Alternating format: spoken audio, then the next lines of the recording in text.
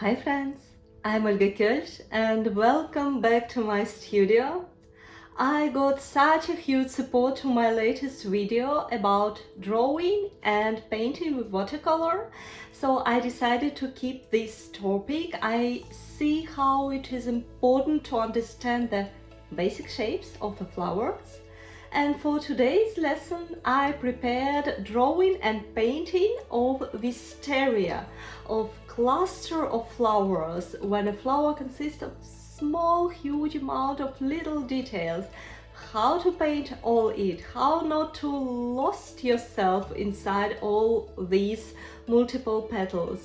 And so now let's start.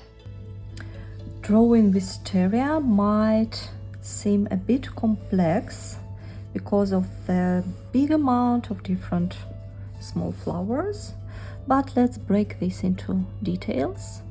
Firstly, if we enlarge the flower, it will look like this top part with very certain middle vein and the bottom part, which look like a bit of a nose or something like a cone, like this. And depending on how the flower turns, we could see it either in this way, or if we have a look like from the very front, it will be like this.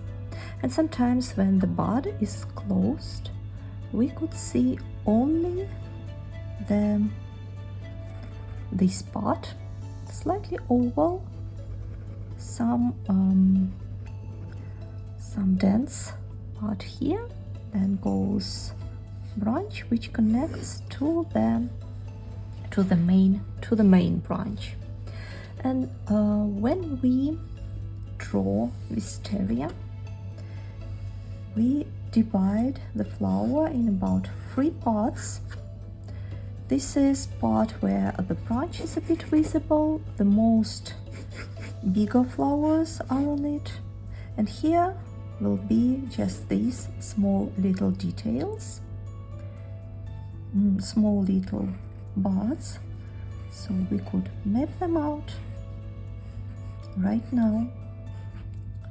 You could start from the easiest part, right? It doesn't matter.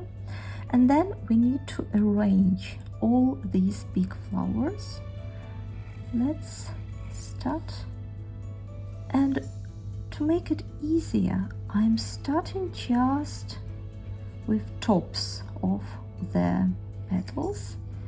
They could look in different directions. They could overlapping with the branch itself. They could overlapping with each other. Right now I'm painting just this top part of the petal.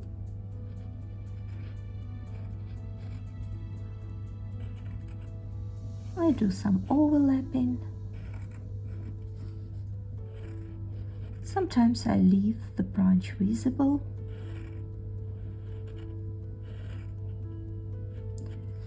Breaking into the small parts, it makes it all easier, and the structure is getting more clear. The more branch turns, goes to the end, towards the end, the more tilted are these petals, and the smaller, and they're getting a little bit narrowish.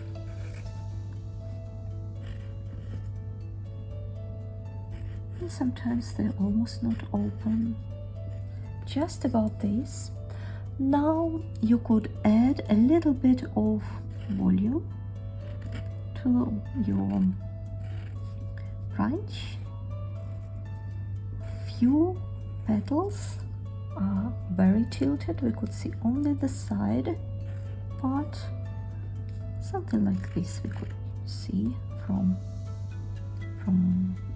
our point of view. Now let's fill in these small small buds. Some of them have the opened area, just like this. Now it's important to understand where sun shines. Let's see if sun shines from this side. That means that this area will be the lightest and the rest will be rather in the darkness. Now we could add these small details. Don't be too precise.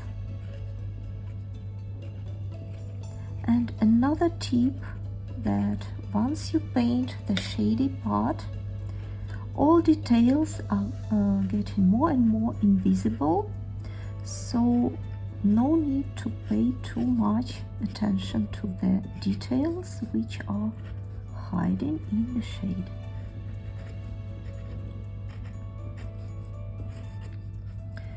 Now we have a branch.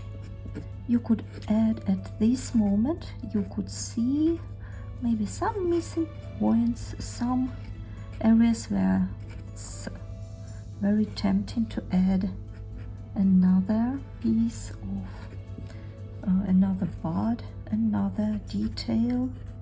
That's just right, the good moment to do it. And that's how we have our wisteria branch.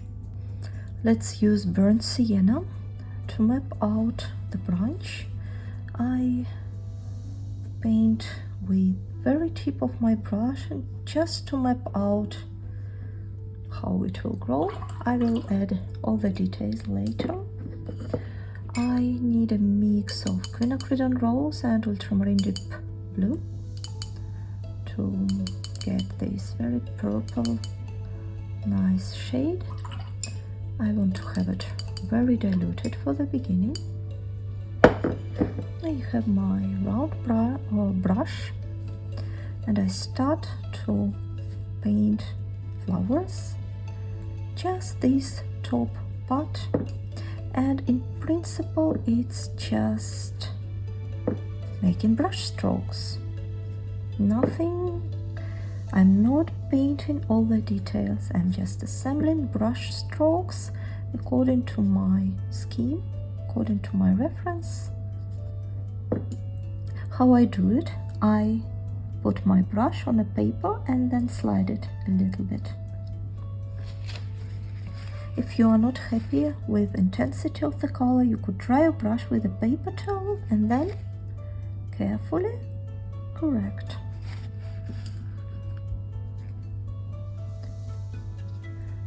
Right now I leave a lot of white areas between the petals.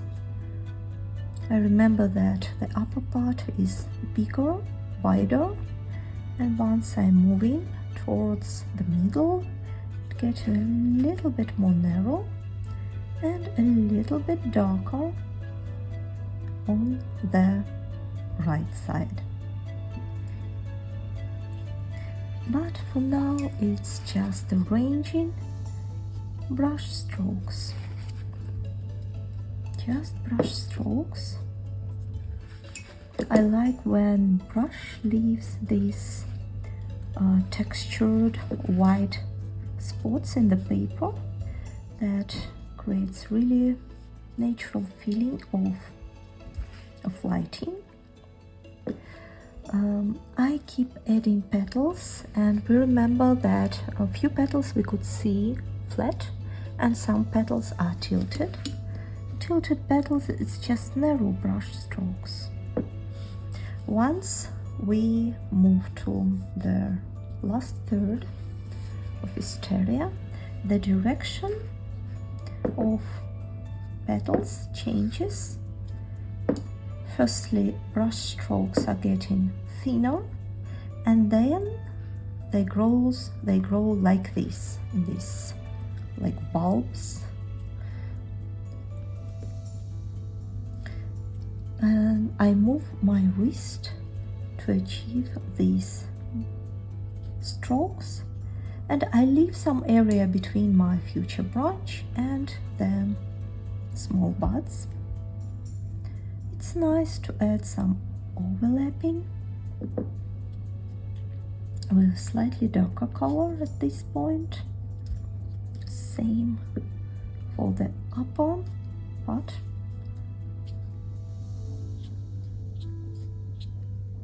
It's just brush strokes. Now let's wash our brush. Take some burnt sienna.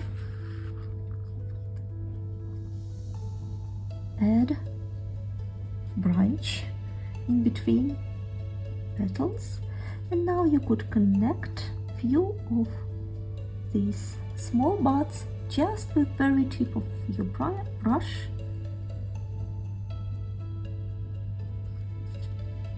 Just about like this. More details. You could add a little bit of cadmium yellow.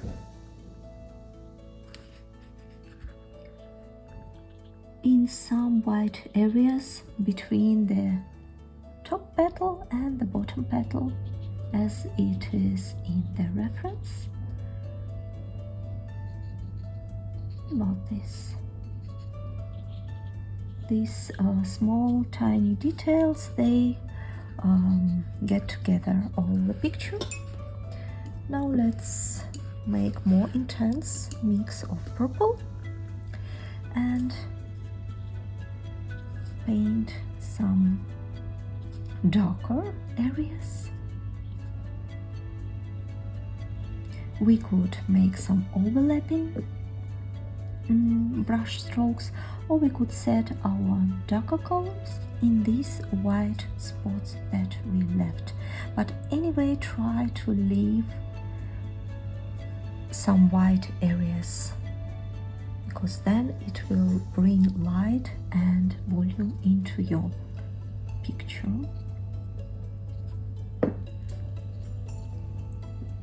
Painting something with a lot of little tiny flowers, it's more about organizing your brush strokes into a nice system.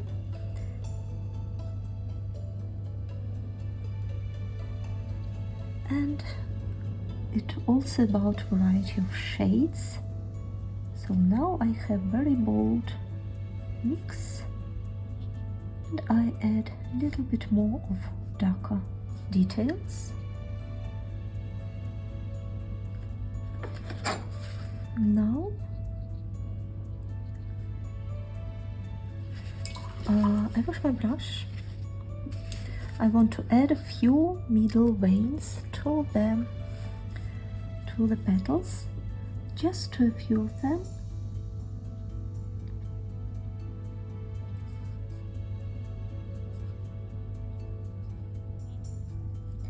And just adding few details into few flowers, it will create the idea of all the flowers. It will look like all flowers, they have this middle vine, and we painted very detailed, and which we didn't. And have a look at your wisteria. You might like to add some greenery. Usually the leaves are long and narrow. Tip of the brush, some pressure on your brush, let it go. Tip of the brush, pressure on the brush, let it go. About this, I use olive green. That could be a mix of phthalo green and sienna for this type of greenery. Now have a look if you're happy. If you're not happy with your flower, you could add a few more little details, but not overdo it. It's also important to stop at the right moment. Thank you so much for watching this video. I hope you like it. I hope the understanding of floral structure is getting better and better and better. I invite you to join my membership and you will find the link below. I am looking forward for your feedback. I read each and every comment you write me. Thank you so much. Have a great day. See you next time. Bye bye.